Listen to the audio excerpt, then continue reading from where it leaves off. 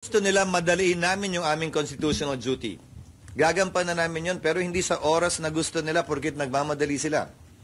Wala namang nagsabing hindi namin gagampanan yun dahil sabi ko nga, proseso ito na dapat sundan at sinusundan. Hindi sa oras na gusto nila, hindi sa pinili nilang panahon.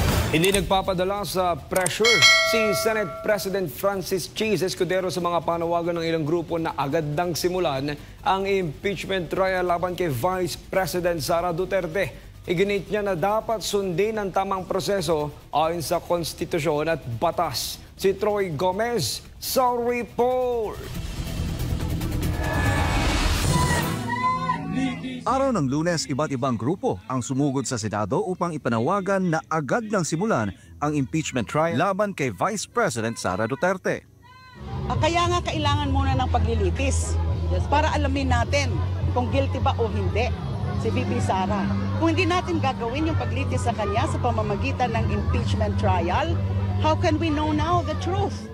Ang kanilang pagprotesta ay isinagawa matapos ilabas ni Senate Majority Floor Leader Francis Tolentino ang mungkahing 19-day expedited impeachment trial. Ayon sa naturang timetable, maaring simulan ang impeachment trial sa Hunyo 11 at tapusin bago magsara ang ika-19 na Kongreso sa Hunyo 30.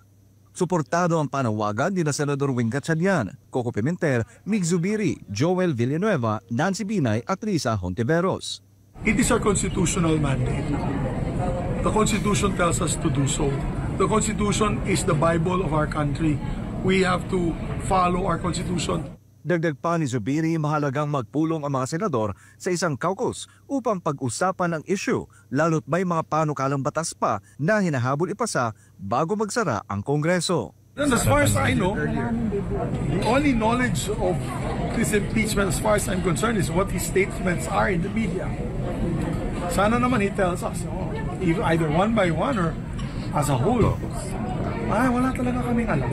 Ngunit sa kabila ng mga panawagan, tumanggi si Senate President Francis Cheese Escudero na madaliin ang proseso ng paglilitis na dapat isagawa alinsunod sa konstitusyon. Sinabi ko na yan din nung simula. Sinumang pabor sa impeachment o kontra sa impeachment, sinumang pabor kay VP Sara o kontra sa kanya, hindi ko papakinggan. Gagawin ko kung anong tama, nararapat at ayon sa konstitusyon at batas, ayon sa aming tingin. Kung ano ang tama. Hindi porkit pabor sila sa impeachment at ayaw nila kay VP Sara at gusto nilang matanggal si VP Sara, mamadali na namin at susundin namin sila. Ginawa ni Escudero ang pahayag nang tanungin siya kung nakakaramdam siya ng pressure mula sa publiko na agad aksyonan ang impeachment case. Gusto nila madaliin namin yung aming constitutional duty. Gagampanan namin yun, pero hindi sa oras na gusto nila porkit nagmamadali sila.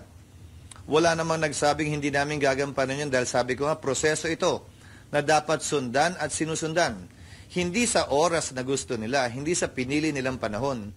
Samantala, naglabas ng opisyal na pahayag ang kampo ni Vice President Sara Duterte.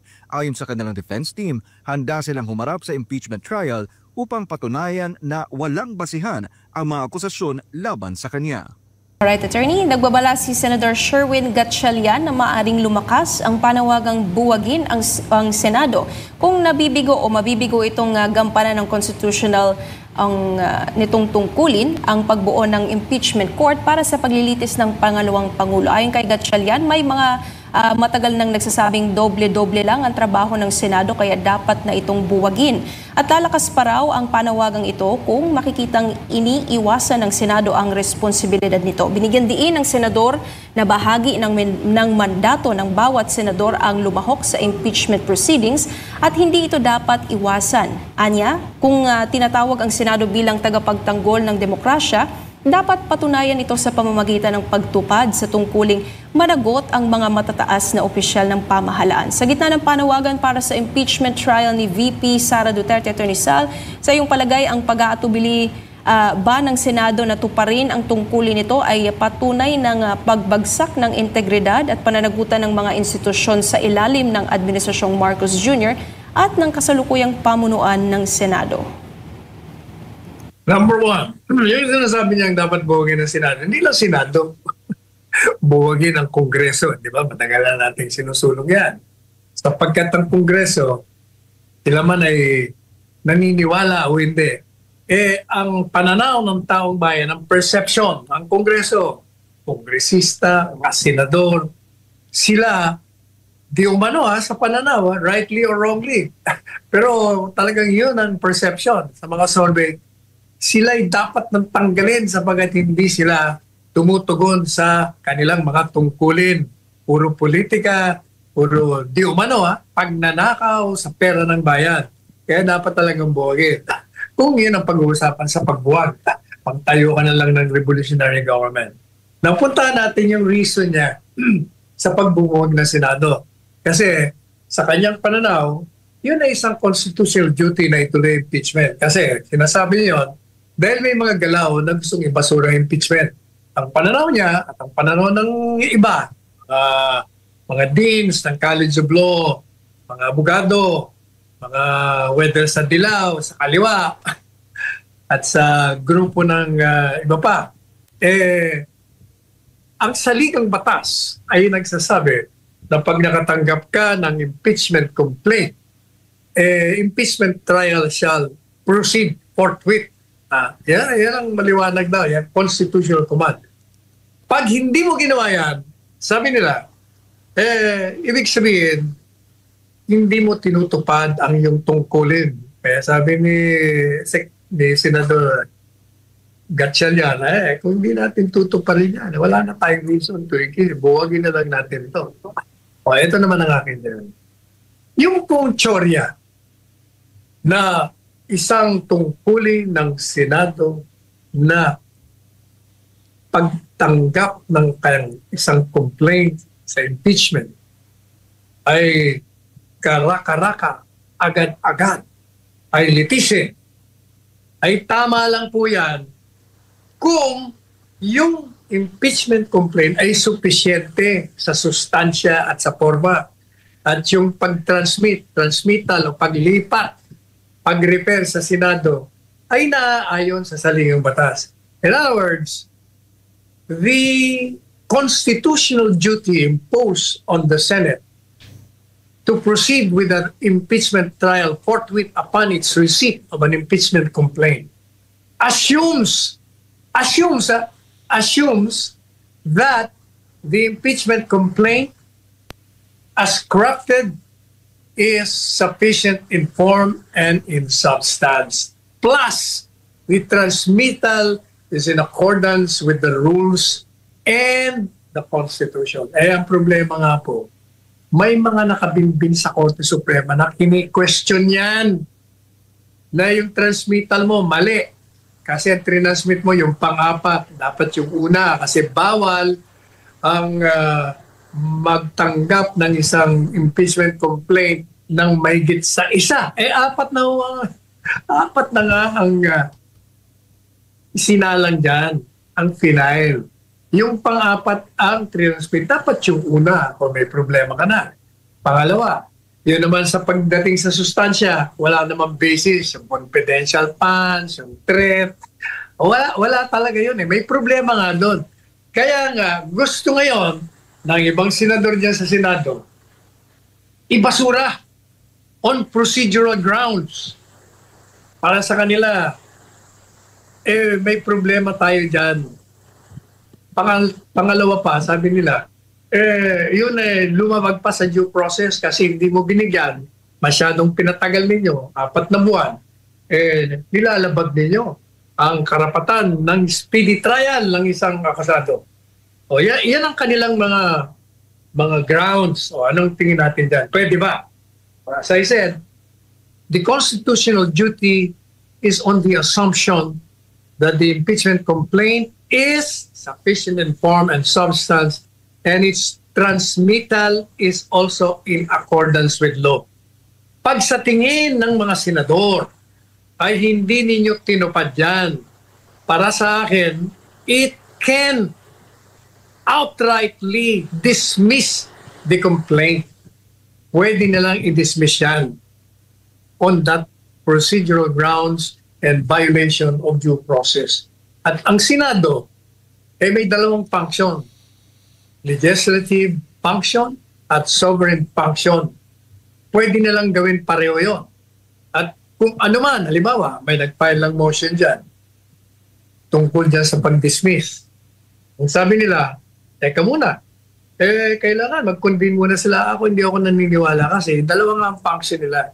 Pag ang pinag-uusapan mo ay tungkol sa impeachment, pag ikaw ay tinanggap mo yan, you are accepting that as an impeachment court and you can do it and move to dismiss and approve its dismissal.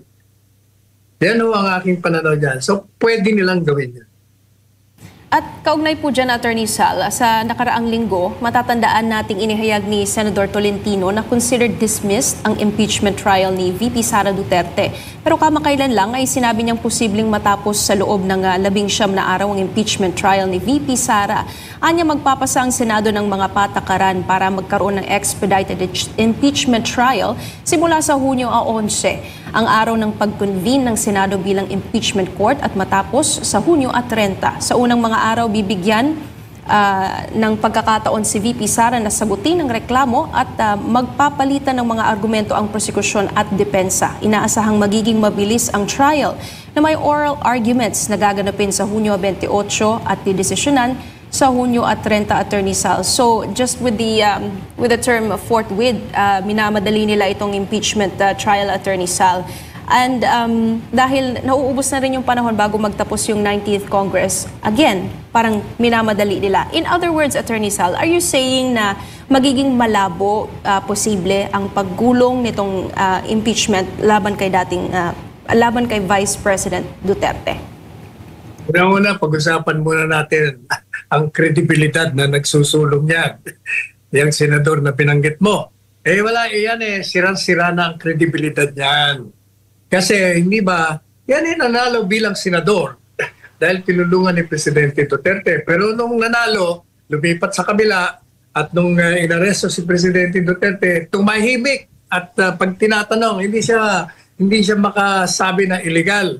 Kaya pinarusahan siya ng taong bayan. Hindi nanalo sa eleksyon. Ngayon na naman, nung makita niya na pinaparusahan siya, bumabawi siya. Aba, kinokontra niya impeachment. Yan, ganon yan. Ang credibility niya, walang-wala na. Puntahan na naman natin yung argumento niya.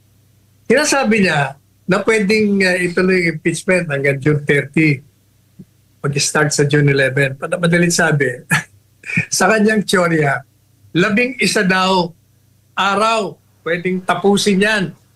Kaya-kaya. Tingnan mo yan. Yan ay kabalbalan. Biro mo 11. Bibigyan mo ng 11 days ang impeachment court to try a case. Kung yung ordinaryong criminal case umaabot ng buwan-buwan, taon-taon, ito pang napakalagang bagay ang pagtanggal sa pangalawang Pangulo ng bansa. Bibigyan mo na ng 11 days. Anong kalokohan yan? Kalokohan talaga yan. Hindi po pwede yan. Kailangan bigyan mo ng sapat na panahon. And Attorney Sal, parang in connection to that, gusto nga nilang i-expedite, Attorney Sal, at posibleng gawin ito sa mas maikling panahon. Maari daw po bang i-shorten yung mga complaints o i-summarize from example 7 complaints to just 2? Is that possible? Hindi po pwedeng ang paikliin ang trial. Kalokohan yan. Kailangan, pag sinabi mong due process, it hears before it condemns. Ibig sabihin, bibigyan mo ng sapat na panahon ng paghahanda ang dalawang panig. Hindi po pwede yung ililimit mo sa 11 araw ang paglilinis. Kabalbalan yun. Kalokohan yun.